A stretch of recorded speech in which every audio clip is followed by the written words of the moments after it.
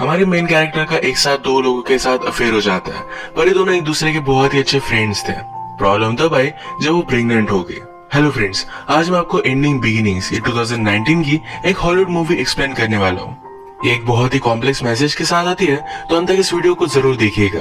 अब बिना किसी देरी के एक्सप्लेनेशन स्टार्ट करते हैं। मूवी स्टार्ट होते ही हमारी मेन कैरेक्टर डैफ्नी हमसे इंट्रोड्यूस होती है। अभी अभी उसका ब्रेकअप हुआ था।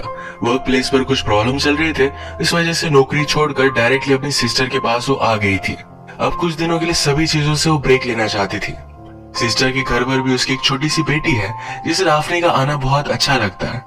डैफ्नी अपने आप को संभालने की बहुत कोशिश करती है, लोगों में घुल मिलने की कोशिश करती है, पर रात में उसे बहुत रोना आता है। वो अपने बॉयफ्रेंड को अभी भी मिस करती है। वो पहले आर्ट गैलरी में काम करती थी, उसे पेंटिंग वगैरह ये सब चीजें बहुत ही अच्छी लगती है, तो एक क्लास उसने ज्वाइन किया है जहाँ पर उसके कुछ फ्रेंड्स हैं। इन फ्रेंड से उसने बात की, कहा कि मुझे लगा था कि मैं उससे शादी करूंगी, हम हमेशा एक साथ रहेंगे। उसे अब लगने लग गया था कि वो भी अपनी मदर की तरह पूरी लाइफ सिर्फ प्यार ढूंढने में बिता देगी। उसकी मदर ने जब डिवोर्स लिया तो उसके बाद उसके बहुत सारे बॉयफ्रेंड थे, कभी भी एक जगह पर वो सेटल नहीं थी। अब डैफ्नी डिसाइड करती है डेटिंग से 6 मंथ्स के लिए ब्रेक लेगी, अपना फ्रीडम वो एंजॉय करेगी।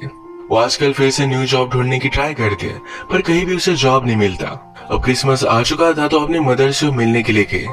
मदर का अब और एक न्यू बॉयफ्रेंड है। मदर को लग रहा था कि डैफ्नी अभी अपने बॉयफ्रेंड के साथ है और वो नहीं आया। डैफ्नी जब उसे बताती है तो मदर ने कहा कि मुझे लगा ही था कि वो तुम्हारे लिए परफेक्ट नहीं है। जैसी फायर एक रिलेशनशिप में होनी चाहिए, ऐसा उसमें कुछ भी नहीं था। इसी बात पर सोचते हुए डैफ्नी को अपने बॉयफ्रेंड का और उसका एक फ्लैशबैक याद आया। उसे लगता था कि उनकी रिलेशनशिप एक ओल्ड कपल की तरह हो गई है, वो कभी भी न्यू चीज ट्राई नहीं करते। 31 दिसंबर को डैफ्नी के सिस्टर ने एक पार्टी रखी थी। डैफ्नी के कोई भी फ्रेंड्स नहीं, तो अकेली खड़ी थी। तभी उसके पास फ्रैंक आ गया। अपने आप को उसने इंट्रोड्यूस करवाया। वो पूछता है, तुम यहाँ कर क्या रही हो? डैफ्नी ने कहा कि मैं जरा ब्रेक ले रही हूँ। फ्रैंक ने पूछा, तुम किससे छुप रही हो? डैफ्नी सिर्फ चाहती थी कि फ्रैंक उसे अकेला छोड़ दे, पर फ्रैंक जरा दूर जाकर उसे बात करता है। वो बहुत ही फनी और चार्मिंग था, पर डैफ्नी ब्रेक पर है तो ज्यादा उससे बात नहीं करती। आगे पार्टी में वो हमारे और एक मेन कैरेक्टर जैक से मिली। जैक से पहले डैफ्नी ने बात की थी। उसे पता था कि जैक एक राइटर है। जैक भी डैफ्नी को देखते हुए पहचान गया। उसे पता था कि डैफ्नी आर्ट में कुछ काम करती थी। बातों बातों में डैफ्नी कहती कि वो अपनी सिस्टर के साथ रह रही है। फिर उसके बॉयफ्रेंड के साथ उसका जो भी सब हुआ था, ये सारी बातें उसने जैक को बता दी। उसे ऑलरेडी पहचानती थी, तो उससे बात करना उसे बहुत ही इजी लगा। जैक डैफ्नी को समझाता है, तुम अपने आप को बुरा फील करा रही हो, तुम्हें लगता है कि तुमने कुछ गलत किया, पर ऐसा कुछ भी नहीं होता। हम अगर खुद के बारे में सोचे तो हमें हमेशा लगता रहता है कि हम बुरे हैं, पर ऐसा कुछ भी नहीं होता। डैफ्नी को जैक की बातें बहुत अच्छी लगी थी। अगले दिन मॉर्निंग में फ्रैंक ने डैफ्नी को मैसेज किया। उसने उसे गम के गाने भेज दिए थे। डैफ्नी ने पूछा कि तुम्हें नंबर कैसे मिला? फ्रैंक ने आगे पूछा कि क्या अब भी तुम सोबर हो? डैफ्नी कहती कि मैं ठीक हूँ। अगले दिन जब वो अपने टेम्परेरी काम पर थी, तो वहां पर जैक आकर उससे मिलता है। जैक ने उसे पूछा, क्या तुम मेरे साथ ड्रिंक पर आओगी? डैफ्नी कहती है कि आजकल मैं कुछ भी ड्रिंक नहीं कर रही, पर तुम्हें कंपनी देने के लिए मैं आ सकती हूँ। इनकी फिर डेट फिक्स हो गई, पर डैफ्नी ने क्लियर कर दिया कि सिर्फ एज अ फ्रेंड ही डेट पर जा रहे हैं। डेट पर जैक डैफ्नी से कहता है, तुम मुझे बहुत ही अलग लगी, मुझे तुम्हें जानना था, एक लॉन्ग कन्वर्सेशन चाहिए थी। इसके बाद अलग अलग चीजों को लेकर ये दोनों बहुत बातें करते हैं। डैफ्नी पॉट्स पर डिजाइन करके उन्हें सेल भी करती थी, उसे बहुत अच्छा लगता था, तो ये भी जैक को उसने दिखाया। जैक कहता है कि तुम बहुत ही अमेजिंग हो। ये जब बात कर रहे थे तभी डैफ्नी को फ्रैंक का मैसेज आता है। उसने उसे मिलने के लिए बुलाया। फिर जगह फिक्स कर फ्रैंक और डैफ्नी अगले दिन मिले।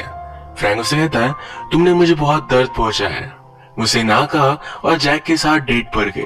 डैफ्नी को बात समझ में नहीं आती, तो फ्रैंक ने कहा कि जैक मेरा बेस्ट फ्रेंड है।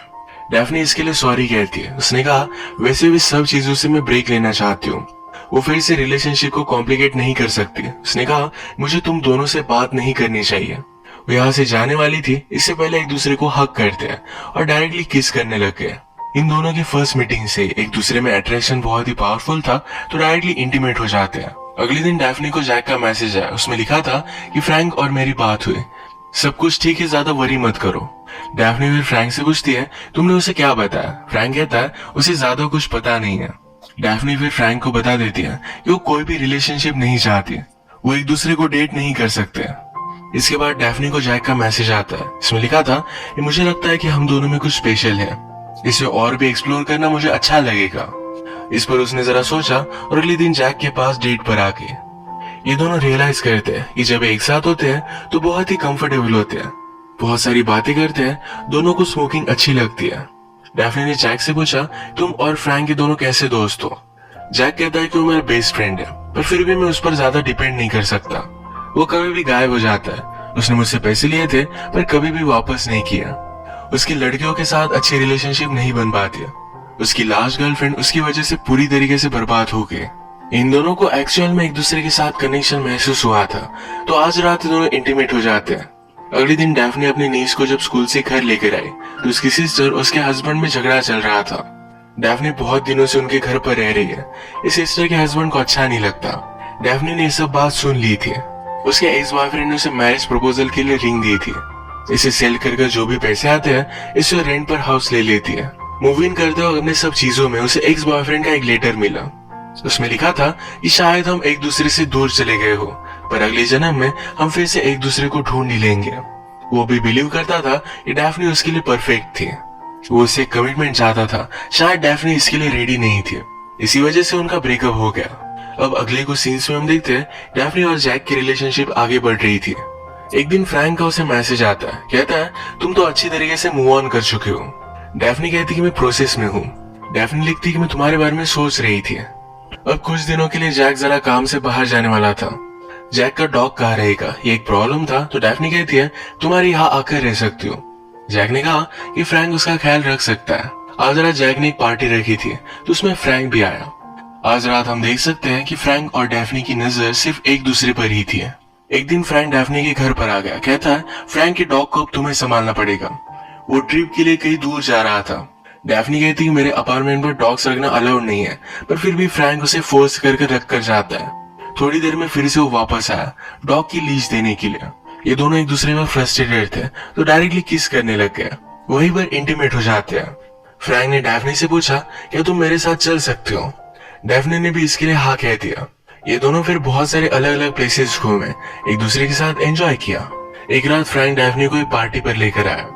सब कैरियोके कर रहे थे तो डैफ्ने को भी फोर्स किया जाता है। उसने एक अच्छा सा गाना गाया, पर अचानक से फ्रैंक वहां से उठकर चला गया था। डैफ्ने उसे देखने के लिए गई तो नोटिस करती है फ्रैंक ड्रग्स कर रहा है। ये बात उसे सही नहीं लगती। उसने उसे कन्फ्रंट किया। फ्रैंक ने कहा कि मुझसे फाइट मत करो, हमारी रिलेशनशिप इतनी अच्छी चल रही है, इसे बर्बाद क्यों करना। इस तरीके की फ्रैंक्स की आदतों की वजह से डैफ्ने उसके साथ रह नहीं सकती तो उसे वो ब्रेकअप कर लेती है। उसे घर वापस आने में जरा लेट हो गया था। वो रियलाइज करती है कि आज तो उसकी सिस्टर का बेबी शॉवर है।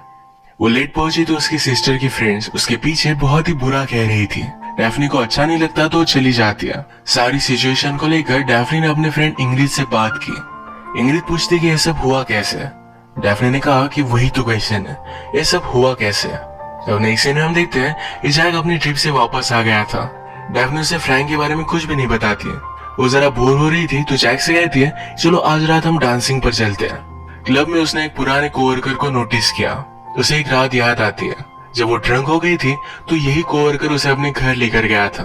उसने उसे जबरदस्ती करने की कोशिश की थी पर डैफ्ने ने उसे रोक लिया था। उस इंसिडेंट के बाद वो डिस्टर्ब हो गई थी, पर आज रात उस कोवर्कर की आंखों में आंखें डालकर उसे वो डरा देती है।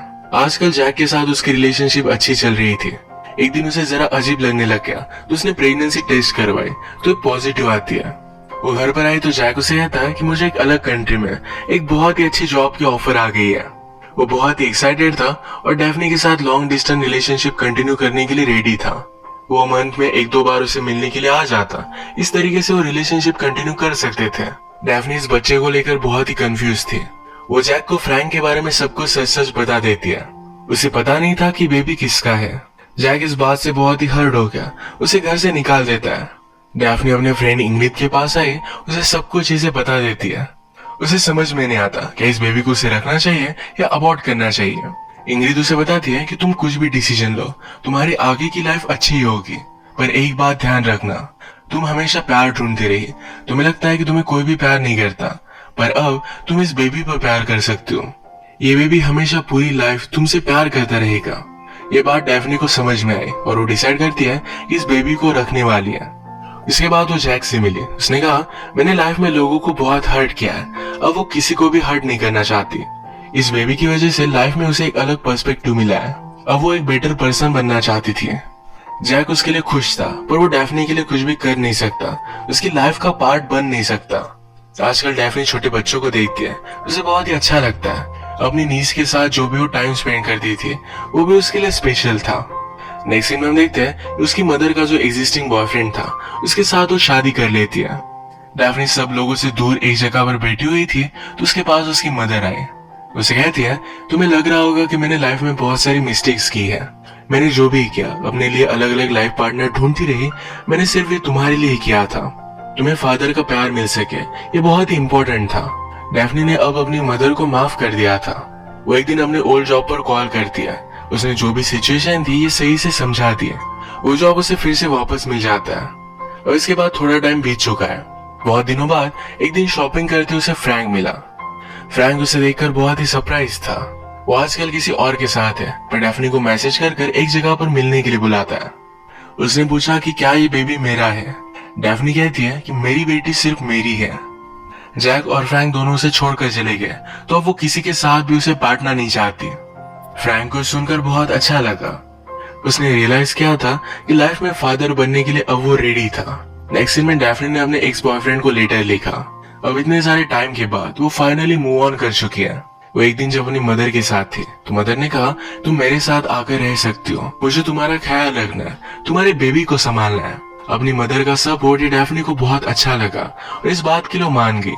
वो कभी भी लाइफ में सेटल नहीं थी। एक मोमेंट पर उसे कुछ अलग चीज चाहिए थी तो एक मोमेंट पर अलग, पर अब उसने रियलाइज किया है कि जिस मुकाम पर वो है वही ठीक है।